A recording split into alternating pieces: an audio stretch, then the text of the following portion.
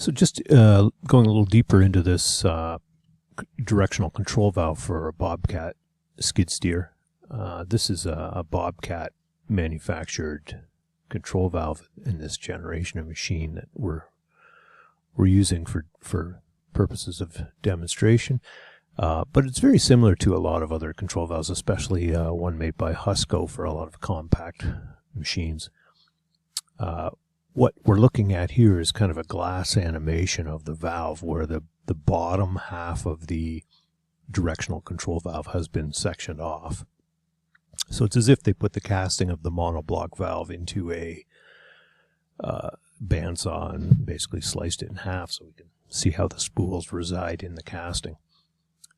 And then this is essentially how it sits on the machine. Oil flow does come in from the bottom of the valve because it's mounted against the sort of the right hand side of the case of the machine, which is also the frame. And we're looking at it from the side of the frame or the mount it's mounted against. So oil's coming in from the bottom here. Just like the ISO version we touched on a second ago, we can see there's an open center flow path. So this red and white oil is representing what's going to happen with the oil flow through the valve when all the spools are in the neutral or hold position. So in other words, the operator's not doing anything. The engine's running, the pump is turning and moving oil. So oil's entering the valve here at the bottom, comes into this cavity area inside the valve. It has access through this passage over to the main relief. So there's our main relief, just like the schematic. Perpendicular to where the oil comes into the valve is typically where we're going to find that relief. And you can see it's a cartridge style relief valve.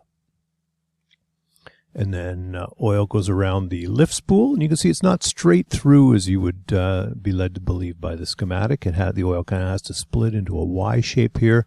Go around two passages that are open and then kind of converge back together, and then split again here at the tilt spool. The yellow spool is the tilt, and then again come back together, and then split again here at the auxiliary spool. So that's the order that goes through the valve: lift, tilt, and then auxiliary. And after it's crossed all those spools, then it goes out this connection here at the end, where there'd be a hose running back to the suction side of the pump and the reservoir. But before it goes there, it's going to have to go through the cooler and the filter. So it's basically pump through the valve, then the cooler, then the filter, then back to the suction side of the pump, and then it's going to be circulated around again. So this is, again, what's happening anytime the engine's running and the control valves are all in hold. Lift and tilt, you can see have holes in the linkage here, so they're mechanically operated spools. Base Bobcat operated by foot pedals and linkage, but there are different versions of this valve that are electromechanical. If you've got optioned machine that has electronically managed implement controls, but base machine just linkage. And then the auxiliary valve spool, these purple cartridge valves are basically solenoid operated electro-hydraulic valves, and they're going to operate this red auxiliary spool with medium pressurized oil. So they're going to operate this spool with pilot hydraulic oil that's managed by you can just see the edge of these gold parts at the top. Those are the coils for the proportional solenoids that are operated off of a thumb paddle inside the cab. So different technologies within the same valve here: lift and tilt, just mechanical; auxiliary, electro-hydraulic. And then the casting of the valve, you can see, is quite a labyrinth. A set of passageways cast into a monoblock, one chunk of cast metal. And we've got our open center flow path. Outside of the open center flow path, we've got parallel feed passages, as are common in most open center control valves, and they're going to feed the load checks. You don't see the load checks in this view because the load checks would be on the other side of the valve. We'd have to spin this around and look at the other side to see where the load checks are. And then out here on the very ends, we've got passages back to drain. So you can see from the relief valve, especially if the relief valve does open and oil blows out these radial holes because we got a high pressure situation, then it can travel around the spools through this casting, and that's how it's going to get back to tank. So that was reflected on the schematic, and it's also reflected here. If I operate the lift spool, you can see what happens when the operator shifts the lift spool. We've got oil now blocked at the open center flow path. So where it was winding back together here and converging back together and going into the open center flow path, it's no longer able to do that around the lift spool. So with the lift spool being blocked here, oil's forced to go into the valve to the load check, which you can't see because it's in behind in this image.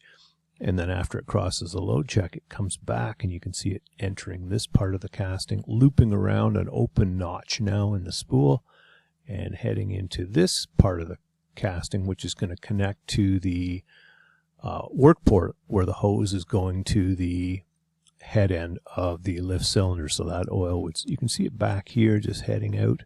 That would be heading out a hose, and then that hose would tee off and go to the head end of both lift cylinders. Oil returning from the rod end of the lift cylinders comes back into the casting here at the other work port for lift, and then loops around and comes back into the open center flow path, crosses tilt, crosses auxiliary, and goes back out to the cooler, filter, and tank. So this animation runs forever, so it looks like we've got a very, very long set of lift cylinders here because they just seem to be still flowing. But once your lift cylinders reach the end of their travel, and oil could no longer go out this passage if you were to stall the function, then the oil pressure would back up and find the main relief valve, and we'd be stalling our lift function, and oil would be then blowing over the main relief valve at its maximum pressure setting. Just going to put that lift spool back into the neutral position. I'm going to operate the tilt. I'm not sure which way we're going on the tilt here, if we're tilting back or dumping, but we've moved the tilt spool. And again, oil comes in the open center flow path because we're not using lift now. Oil goes around the lift spool, and then it hits the blocked open center path now by the tilt spool. Tilt spool does the same thing lift does. It blocks the open center flow path, so oil's got to back up, open the load check for the tilt. That's not shown here, and then comes back after it's crossed the load check, loops through this notch, and goes out to the work port for the tilt cylinders. Then it comes back from the other work port from the tilt cylinders, crosses the notch here that's been opened, and travels to the auxiliary, crosses the auxiliary, goes back to cooler, filter, tank.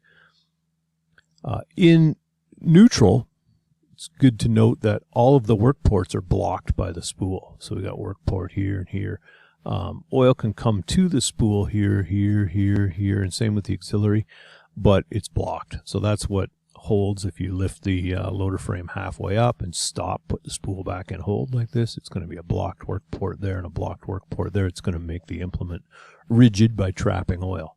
Not something we want to bet our life on and walk underneath a raised implement, but for operational purposes, if the operator stops raising or lowering, the implement becomes rigid because the work ports are blocked.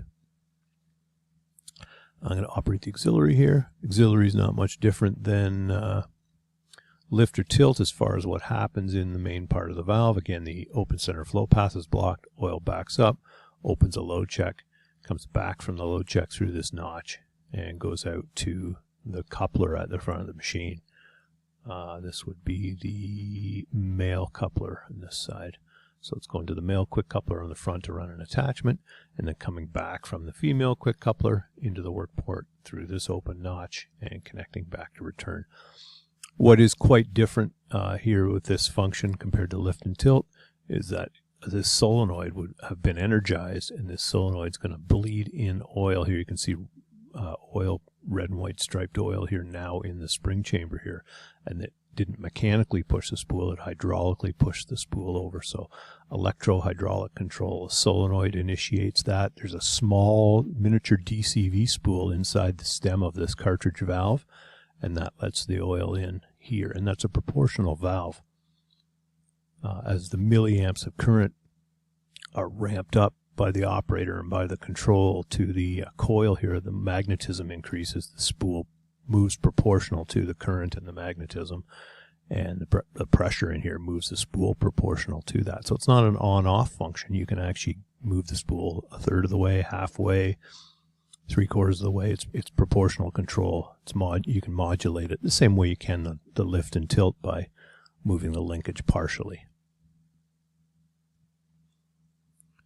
Put it back to neutral. And again, there's a flow. So we'll look at a cutaway of this in the iron from the other side. Our cutaway valve, we've cut it away on the other side, but we'll get an appreciation of how it looks compared to this. And a couple of things we'll see that aren't shown in this animation as well are port reliefs and anti-cavitation valves. So in the work ports, not only do we have a main relief here, but up on the other side of the valve here, there's also a port relief for the head end of the lift circuit. There's an anti-cavitation valve for the rod end of the lift circuit. And depending on the model, there may be anti-cavs and port reliefs on one or both sides of the tilt. And the auxiliary has a spot right here in the casting where a relief valve can protect the male coupler work port from high pressure spikes. So you could put a port relief in there. So there's going to be a number of other valves, and we're also not seeing the one-way flow restrictor, but we'll see those in the iron and compare it to this animation.